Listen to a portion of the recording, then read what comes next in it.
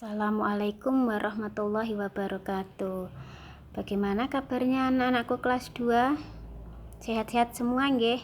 Alhamdulillah. Pada pertemuan kali ini Bu Umi akan membahas tentang pelajaran pertama, yaitu Nabi Muhammad adalah teladanku.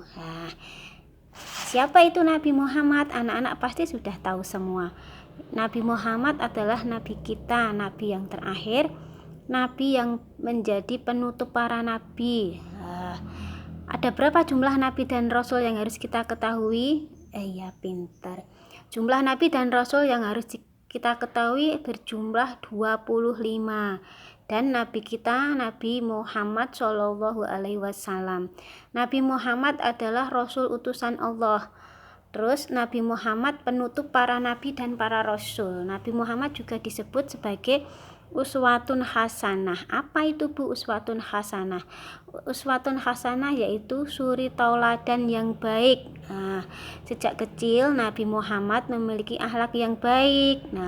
Ini yang wajib kita tiru. Salah satu sifat dari Nabi Muhammad yang baik yaitu bersifat jujur. Apa itu Bu jujur? Jujur itu berkata apa adanya. Jadi anak-anak, kalau berkata harus jujur, tidak boleh berbohong. Karena apa? Berbohong termasuk perbuatan dosa, termasuk perbuatan yang tercela, yang tidak disukai oleh Allah dan Rasul. Terus Bu, dari mana kita tahu bahwa Nabi Muhammad itu jujur? Pada waktu kecil Nabi Muhammad sudah menjadi anak yatim. Apa itu Bu yatim? Yatim yaitu anak yang ditinggal mati oleh ayahnya. Jadi kalau ditinggal mati kedua orang tuanya itu anak yatim piatu. Pada saat umur 6 tahun Nabi Muhammad ditinggal mati oleh ibunya. Ayo, siapa nama ibunya? Iya betul, Siti Aminah.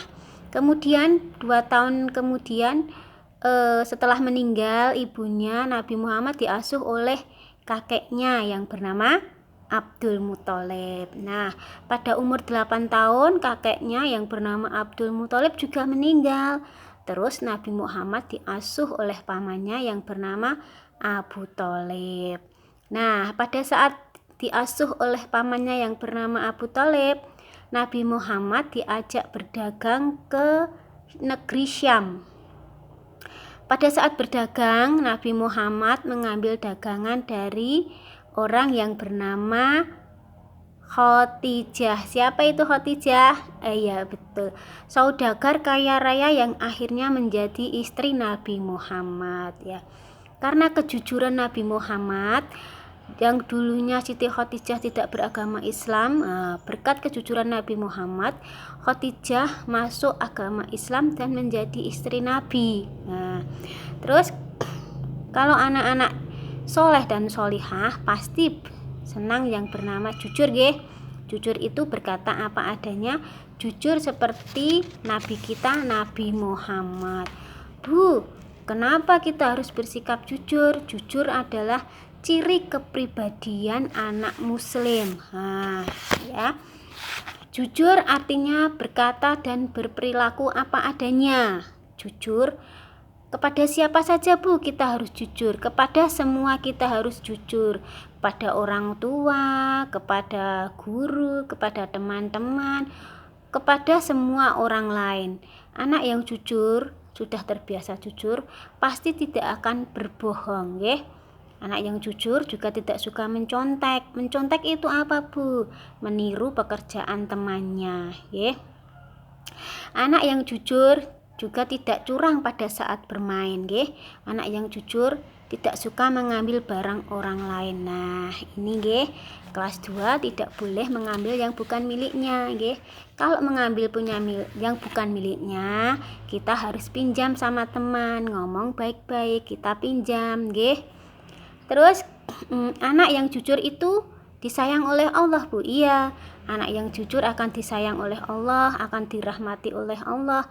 disayang ibu bapak, disayang teman-teman, hidupnya akan tenang. Berbeda dengan orang yang suka berbohong, dia tidak akan mempunyai hati yang tenang. Nggih. Anak-anak, kalau di rumah harus jujur pada ayah dan ibu, tidak boleh berbohong kepada ayah dan ibu, nggih. Misal, kalau dikasih buku LKS dari sekolah harganya sekian, minta pada orang tua harganya sekian, jangan dinaikin harganya, nggih. Itu namanya berbohong. Bu guru tidak suka dengan anak yang berbohong. Terus, Bu, kebalikan dari jujur itu apa? Itu tadi berbohong, nggih. Bohong adalah akhlak yang tercela, akhlak yang tidak disukai oleh Allah, dibenci oleh Rasulullah, nggih. Terus, bohong itu temannya siapa, Bu? Berbohong itu temannya setan, nggih. Setan itu yang paling dimurkai oleh Allah. Anak yang suka bohong tidak akan disukai oleh teman-teman, juga tidak disukai oleh orang tua. Nanti kalau punya anak yang bohong, orang tua pasti tidak suka, nggih. Terus guru-guru juga tidak suka dengan anak yang suka berbohong. Makanya anak-anak tidak boleh berbohong, nggih. Terus nanti sebelum belajar jangan lupa, nggih, Bu guru sampai lupa membaca Asmaul Husna seperti kebiasaan kita di SD 7 Bulung Cangkring. Sebelum pelajaran dimulai, kita harus membaca Asmaul Husna, nggih. Kalau pada saat seperti ini, Bu guru nanti akan jarang bertemu dengan anak-anak karena pembelajarannya lewat daring. Apa itu pembelajaran daring? Pembelajaran daring yaitu pembelajaran dalam jaringan atau dengan kata lain pembelajaran online. Walaupun nanti pembelajarannya lewat HP, saya harap anak-anak bisa mengikuti pelajaran pendidikan agama Islam, nggih.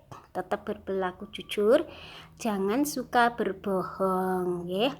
Dari Bu Mi cukup sekian. Assalamualaikum warahmatullahi wabarakatuh.